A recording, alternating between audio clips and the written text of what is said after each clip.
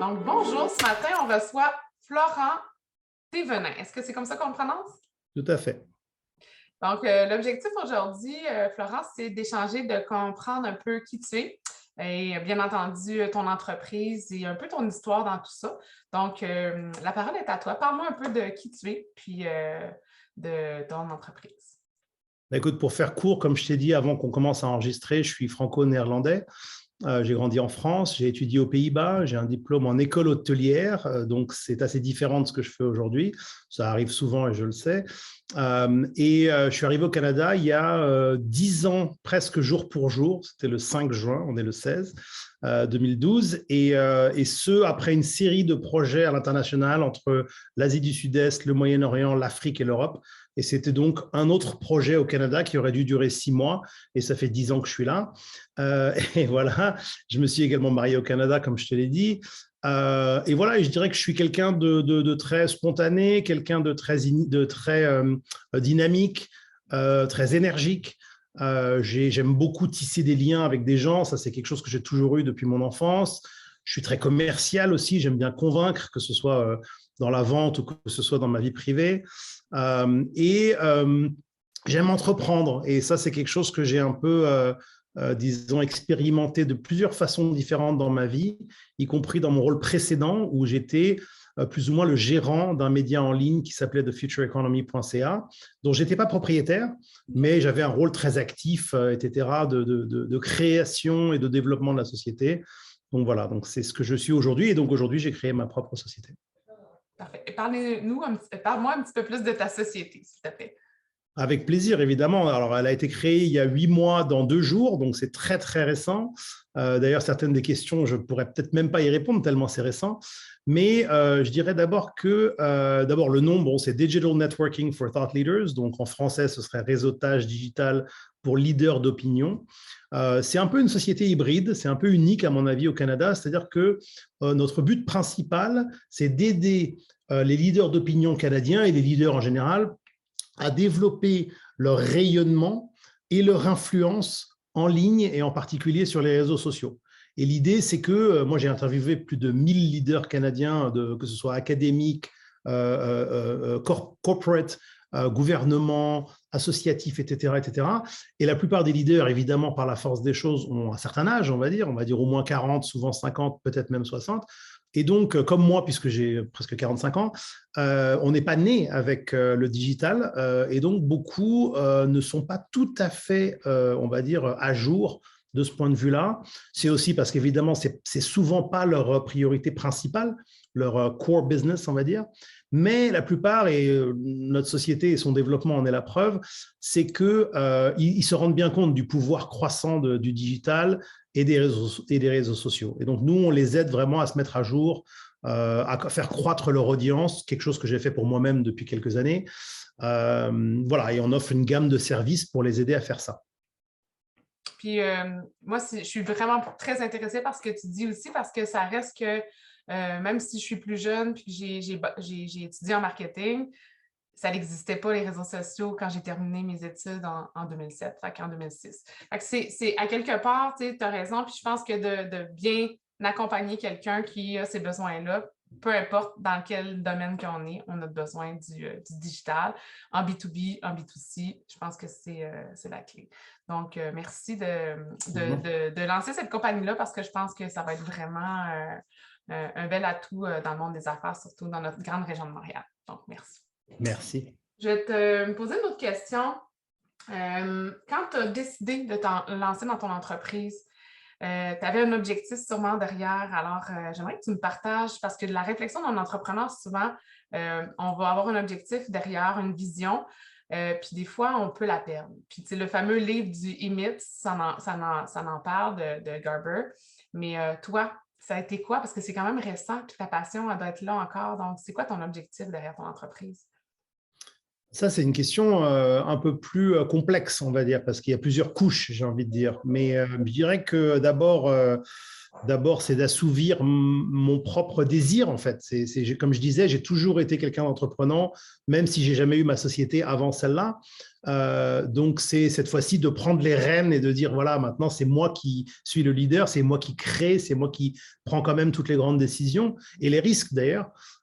Donc, ça, c'est quelque chose d'un peu, j'ai presque envie de dire, ça vient un peu de l'ego, ça vient un peu voilà, de la passion personnelle qu'on a tous, peut-être.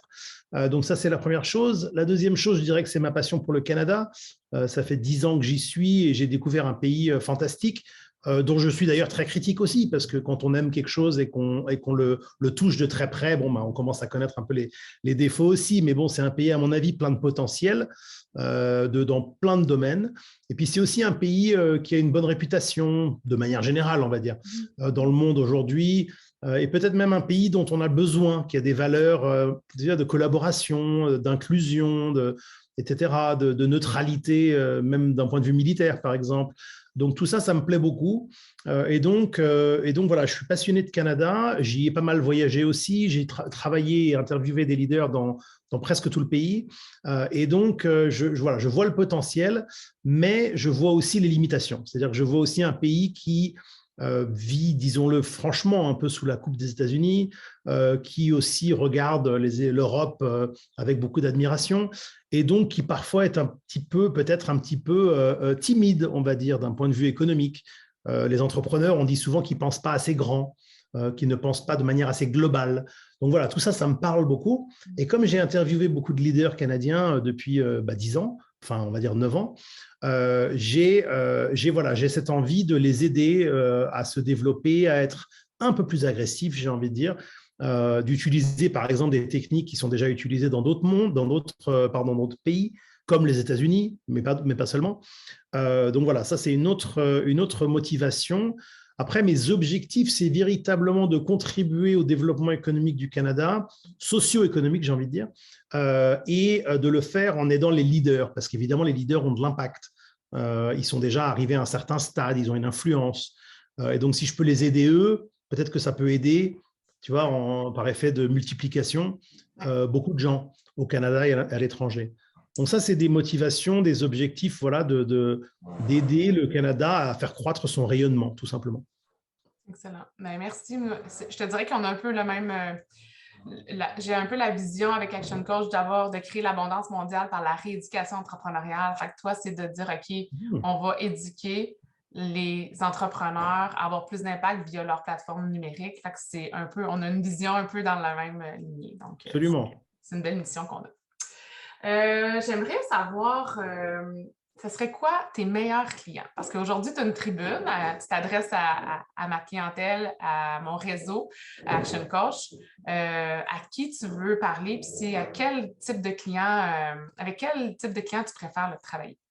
Je peux te dire déjà qui est ma clientèle sans citer de nom spécifiquement, mais je dirais que d'abord, ce sont tous des leaders.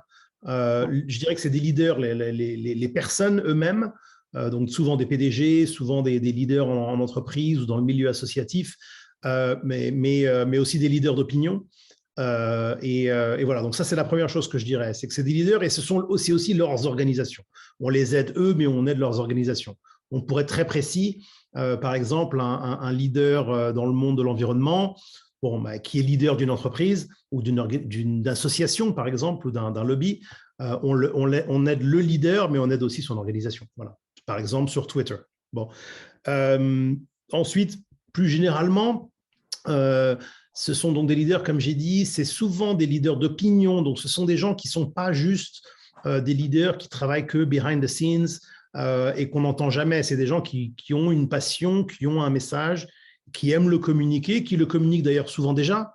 Mais moi, en tant que, on va dire, mini social influencer à ma propre échelle, je sais que si moi, j'ai arrivé à avoir l'influence que j'ai sur les réseaux sociaux, eux peuvent en avoir encore bien plus. Et donc, c'est ça que je veux les aider à faire. Aujourd'hui, tu me parlais de Montréal, je n'ai pas de clients au Québec, je réfléchis. Non, je crois que je n'ai pas encore de clients au Québec, en grande partie parce que mon business est essentiellement en anglais pour l'instant. Je suis évidemment français, donc j'ai envie de faire quelque chose au Québec et même d'ailleurs en Europe et en France, où je suis maintenant. Mais pour l'instant, c'est dans le monde anglophone. Et c'est aussi parce que mes clients sont de manière générale à l'échelle nationale, nos clients, puisqu'on est quand même une petite équipe, à l'échelle nationale, ils ont un impact assez national.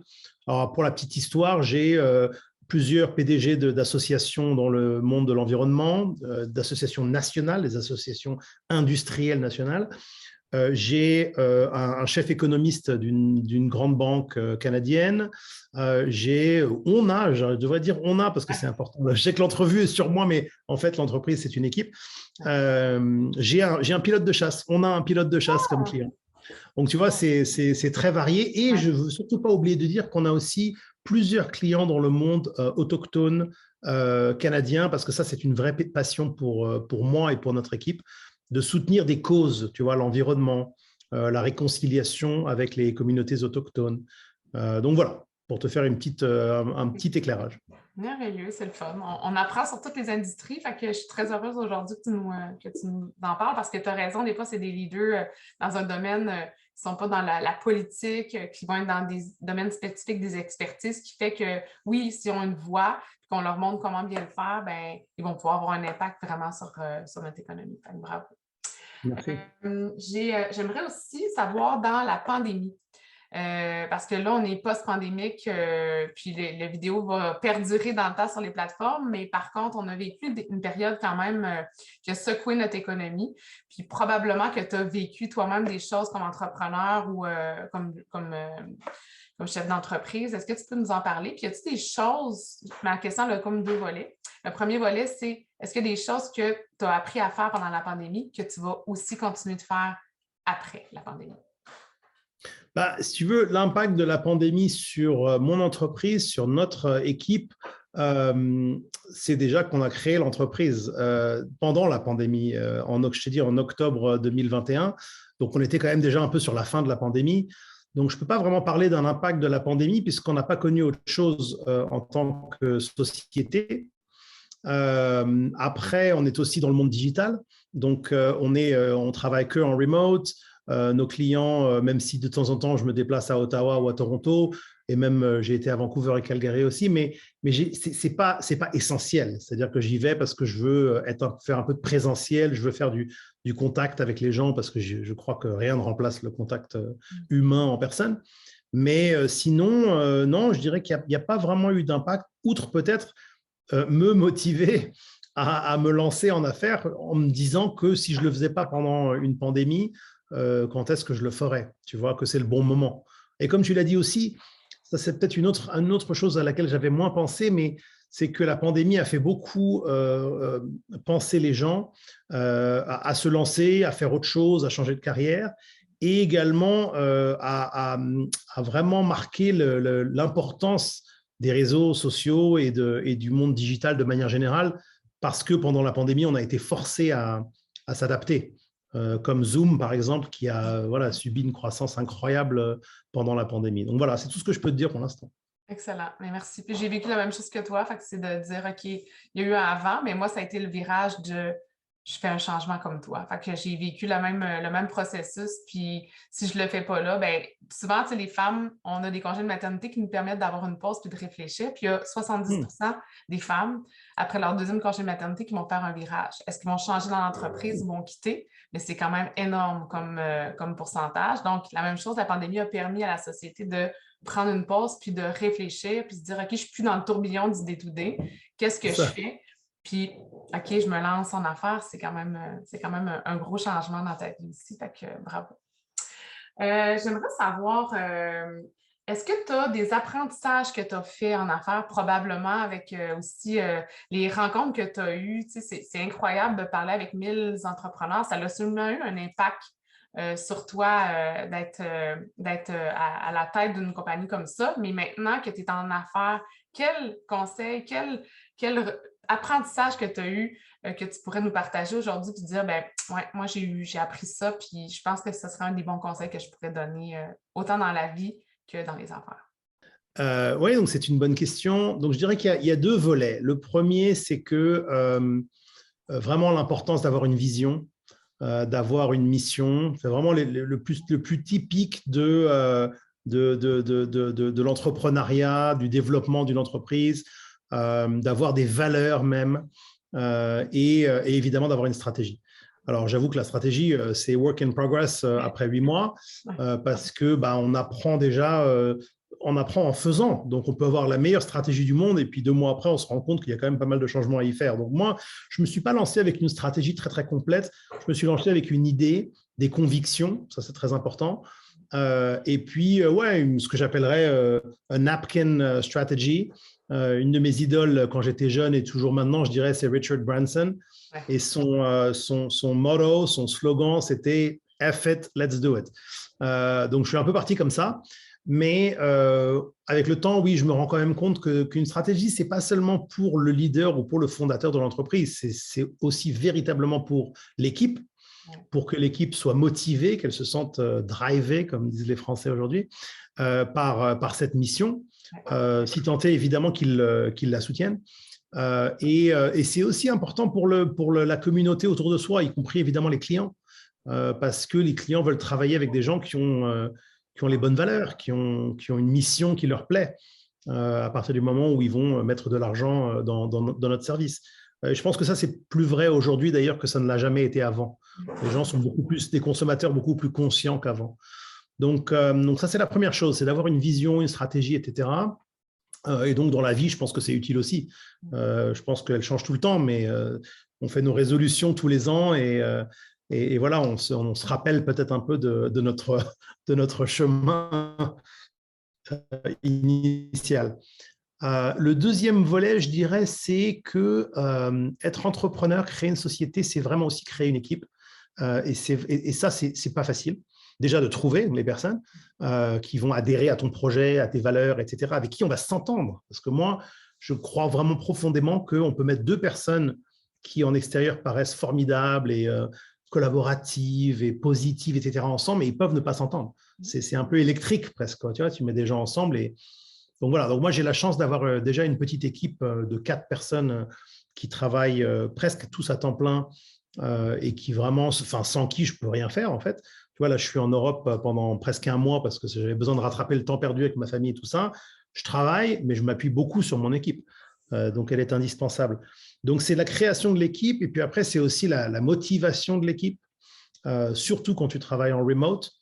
Comment exactement tu fais pour t'assurer que tout le monde y met du sien le plus possible, tout en t'assurant aussi que l'équipe garde son work-life balance et sans dire aux gens, alors tu as fait combien d'heures aujourd'hui, ça c'est assez difficile quand même. Et c'est là du coup que la vision, la mission et les valeurs sont très importantes. Récemment, il y a à peu près 1 mois, j'ai fait le premier performance assessment pour ma collègue la plus senior qui a 4 mois et demi d'ancienneté dans la société. Après, moi, j'en ai que 7 ou 8.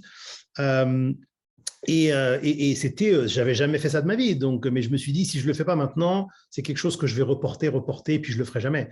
Donc, je me suis dit, je vais le faire dès le début, même si ça fait que 4 mois. Et après, je vais le faire tous les trimestres pour toute l'équipe. Et j'ai appris beaucoup de choses. C'était très intéressant de faire ce processus. Ma collègue, je pense qu'elle a beaucoup apprécié de savoir où elle en est, qu'est-ce qui va, avec quoi est-ce que je suis content ou pas content.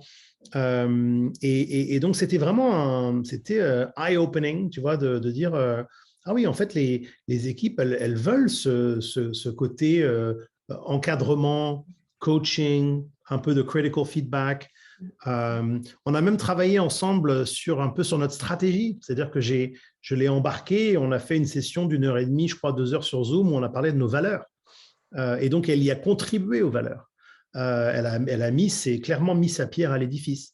Et ça, je le sens, je ne peux même pas le décrire autrement que par les sens, mais j'ai l'impression que ça lui a beaucoup plu, de faire partie de la création, de sentir que même si la société n'est pas à elle, que le projet, tu vois, elle a pu aider à le façonner.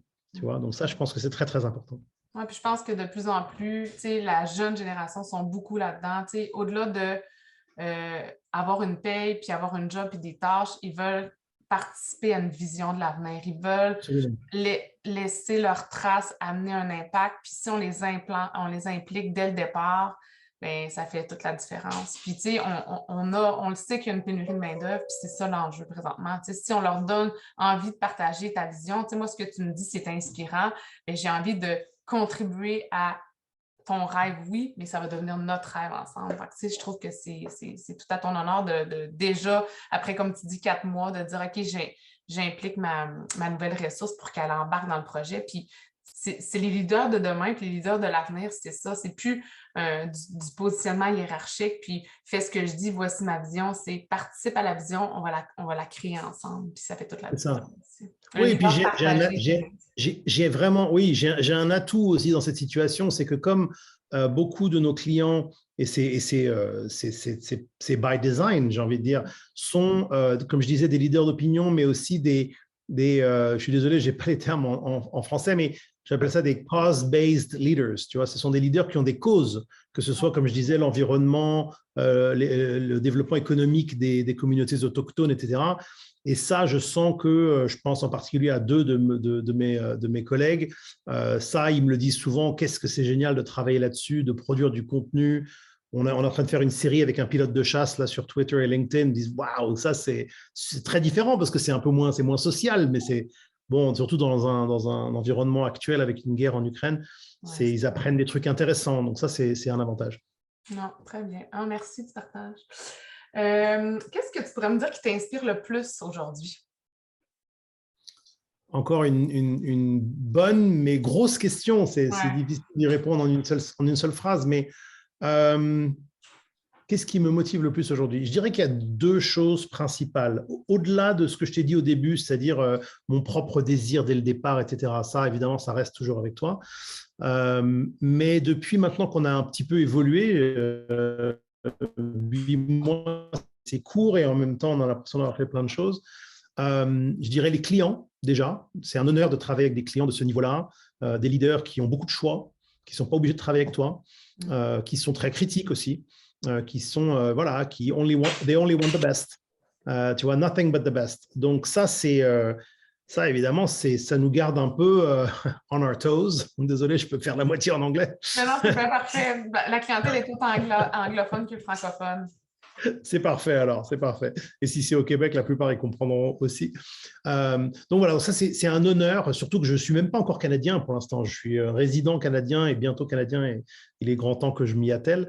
Mais ça, c'est un honneur oui, c'est passionnant. Donc ça, c'est une chose.